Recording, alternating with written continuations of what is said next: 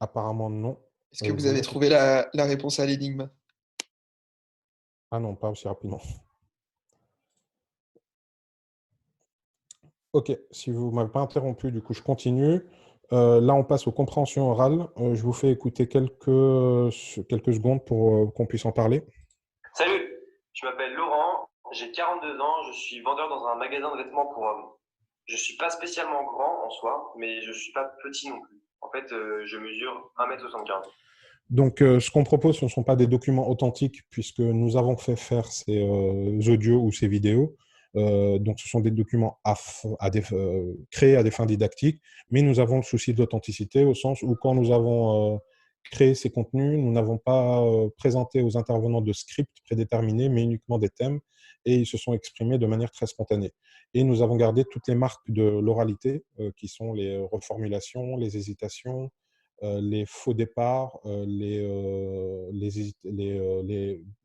tout ce qu'on rencontre dans la vie de tous les jours, et nous ne présentons pas de contenu très formaté tel qu'on nous pouvons parfois l'entendre dans des classes de FLE.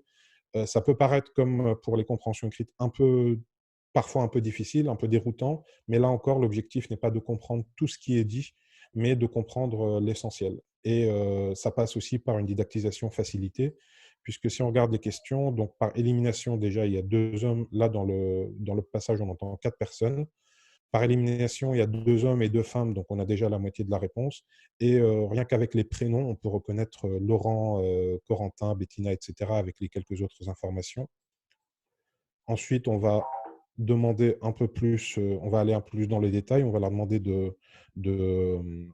d'identifier brun, blonde, barbe, brune. Et là encore, comme pour pour me répéter, comme pour la compréhension écrite, même si les documents il y a cette spontanéité de la parole, ils sont faisables quand même parce que la didactisation est pensée pour le niveau dans lequel vous allez les retrouver. Comme pour les compréhensions écrites, ça peut être assigné en amont de la classe, en classe inversée. Et là, les avantages sont les mêmes. Vous gagnez du temps en préparation, vous gagnez du temps en didactisation, assignation, etc. On a 200 compréhensions écrites, 200 compréhensions écrites et orales. Donc, vous trouverez, j'espère, ce qui vous convient dans cette centaine de compréhensions écrites et orales. Et vous pouvez les compléter avec ce que vous faites vous aussi en parallèle. Et donc, les assigner en amont pour faire de la classe inversée, ça permet d'écouter, de réécouter. Ça vous permet de gagner du temps en présentiel, ou alors les assigner en renforcement après avoir fait votre cours comme d'habitude. Là encore, ça permet aux apprenants de s'entraîner, d'augmenter leur temps d'exposition à la perception orale, et de monter en compétence en termes de compréhension. On a aussi, c'est pas le format qu'on retrouve le plus souvent pour des raisons logistiques, mais on a aussi quelques vidéos. Salut! Je vais te montrer mon appartement. En ce moment, j'habite ici, mais je vais bientôt déménager. Viens, je vais te faire visiter. Je vis dans un quartier dans le centre. Et ça passe aussi, donc, comme pour toute compréhension, par une didactisation sous forme de QCM, liste déroulante, etc. La vidéo, si vous avez remarqué, elle faisait 2 minutes, et là, elle en fait 9 secondes, au sens où on a tronqué les vidéos ou les audios pour que l'apprenant n'ait pas à rechercher à chaque fois dans l'ensemble de la vidéo.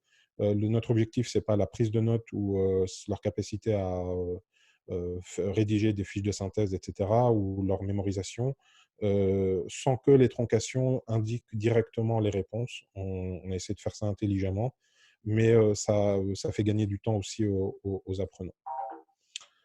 Voilà pour les compréhensions écrites et orales.